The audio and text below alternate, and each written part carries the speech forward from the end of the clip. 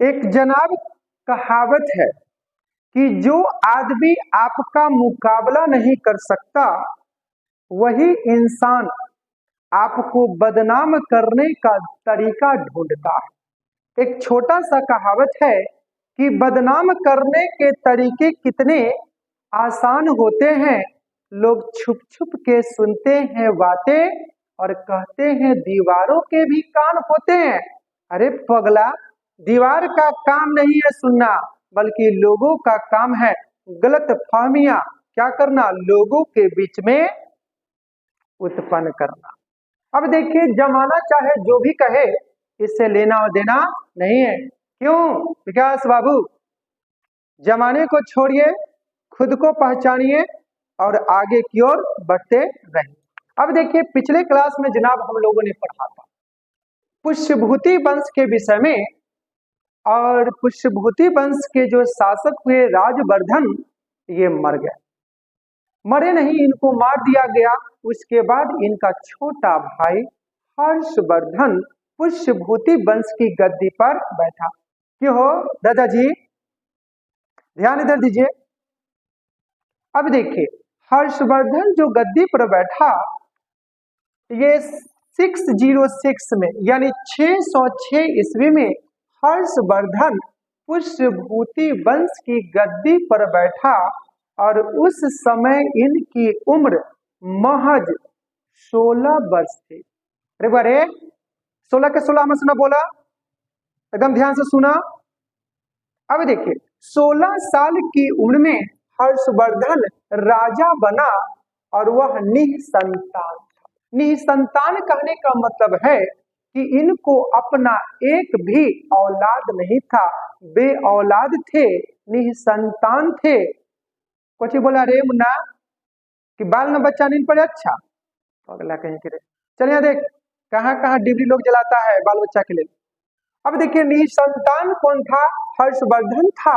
और इसने अपने नाम के साथ में एक उपाधि को जोड़ा जिसका नाम था शीलादित्य। किसका? हर्षवर्धन के नाम के साथ क्या लग गया? शीलादित्य।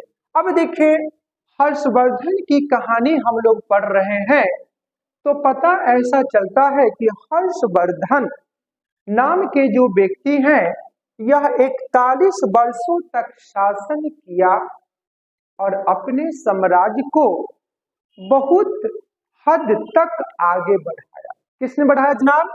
हर्षवर्धन ने। देखिए देखिए देखिए देखिए, क्या कर रहे हैं राजा जी? देख रहे हैं देख रहे हैं, देखो इधर।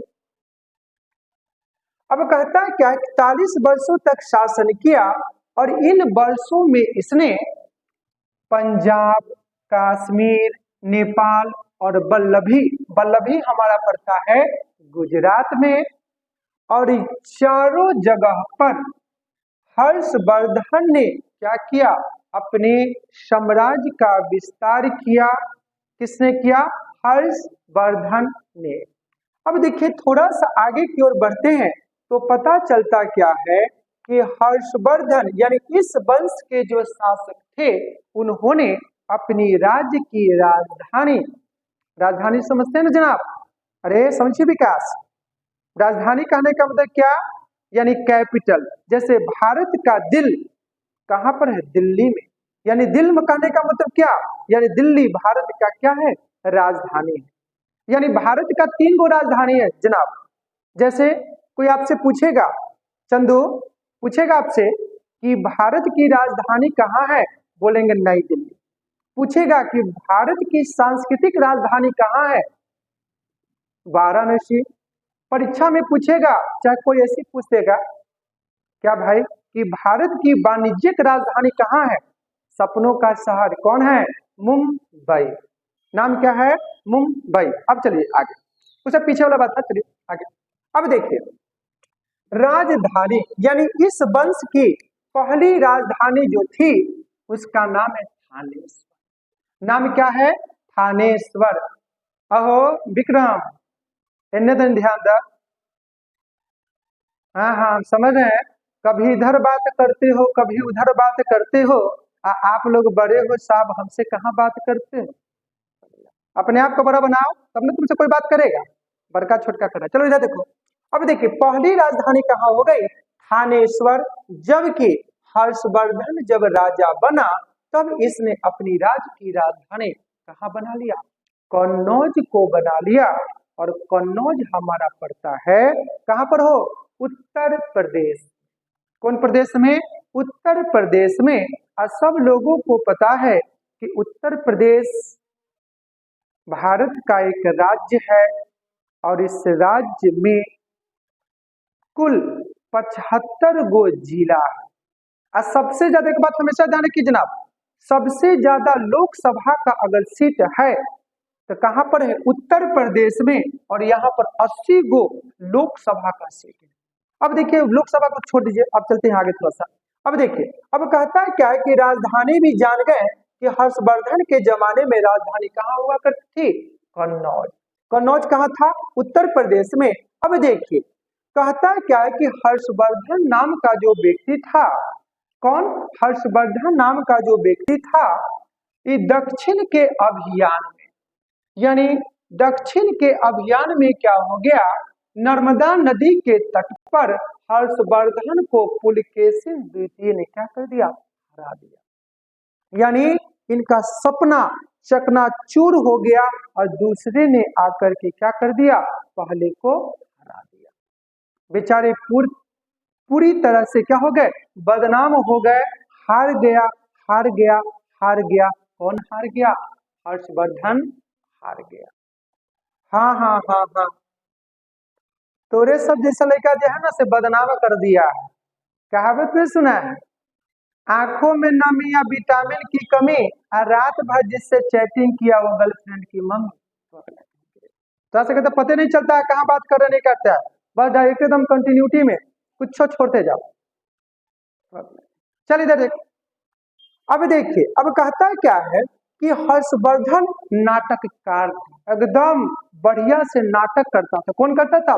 हर्षवर्धन। नौटंकी नहीं, नाटककार। अब देखिए अब कहता है क्या कि इसने प्रियदर्शिका नागानंद रत्नावली नामक नाटक का क्या किया? रचना किया। और करने वाले व्यक्ति का नाम क्या था? हर्षवर्धन। नाम कुछ था हर्षवर्धन। थोड़ा इधर भी ध्यान दीजिए। ओ मधुमाला इधर देखिए, अभी वरमाला नहीं पड़ेगा। अब देखिए इधर। अब कहता क्या है कि हर्षवर्धन के दरबार, दरबार मतलब क्या? यानी राजा जी हैं और उनके दरबार की शोभा बढ़ाने के लिए कवि पहुंचेंगे।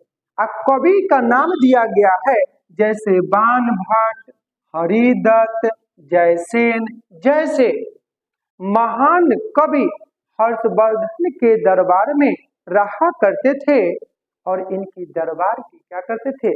शोभा बढ़ाया करते थे। कौन बढ़ाते थे? ये कवि महोदय हैं हर्षवर्धन के शासन काल में। अब देखिए थोड़ा सा आगे बढ़ते हैं।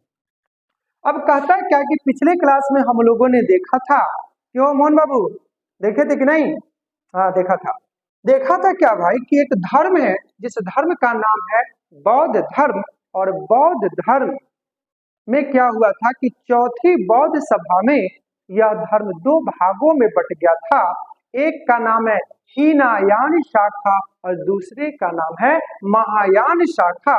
और इसी शाखा को बढ़ावा दिया था कौन? हर्षवर्धन। क्यों? शक्ति, शक्ति से शक्ति कपूर मत बनिए। चलिए इधर ध्यान दीजिए। अब देखिए महायान शाखा को समर्थन करने वाला व्यक्ति कौन था? हर्षवर्धन। और साथ साथ में कहता है क्या कि हर्षवर्धन नाम का जो व्यक्ति था यह भगवान विष्णु और भगवान शिव को भी क्या करता था? पूजता था। बहुत बड़ा उपासक था। हाँ हाँ हाँ, प्यार मोहब्बत के चक्कर में मत रहिए, बस नहीं, यहां ध्यान दीजिए। अब देखिए कहता है क्या है कि महायान शाखा का प्रवर्तक था। क्यों बिट्टू? बिट्टू जी शेरो शायरी मत कीजिए। हाँ, हम समझ रहे हैं विपिन क्या कह रहा है, हमको भी याद है शायरी। हाँ हाँ बोलते हैं, सुनिए ना। कहावत नहीं सुने हैं कि इश्क किया था हमने भी, रातों को हम भी जागे थे, कोई था जिसके पीछे हम भी नंगे पांव भागे थे। महेंद्र है, नंगे पांव भागिएगा, पैर में कांटा ढुक जाएगा, उसके बाद कोई काम नहीं आएगा। अब देखिए आगे थोड़ा सा चलते हैं, नहीं मजाक नहीं, अब थोड़ा सा सीरियस होकर पढ़िए। देखिए इधर, अब देखिए, अब कहता है क्या कि हर्षवर्धन बड़ा ही दानी प्रवृत्ति का व्यक्ति था। ये हर्षवर्धन अपने जमाने में 500 ब्राह्मण को 500 ब्राह्मण को और 1000 बौद्ध भिक्षु को, देखिए बौद्ध धर्म में जो साधु बनेगा लड़का उसको कहेंगे भिक्षु, हम बता रहे हैं ममता। और जो लड़की बौद्ध धर्म को स्वीकार करेगी उसको कहते हैं भिक्षुनिया। क्या कहेंगे? भिक्षुनिया। किस धर्म में? बौद्ध धर्म में। किसके विषय में पढ़े थे बुआ? हर्षवर्धन के विषय में। किसके विषय में? हर्षवर्धन के विषय में।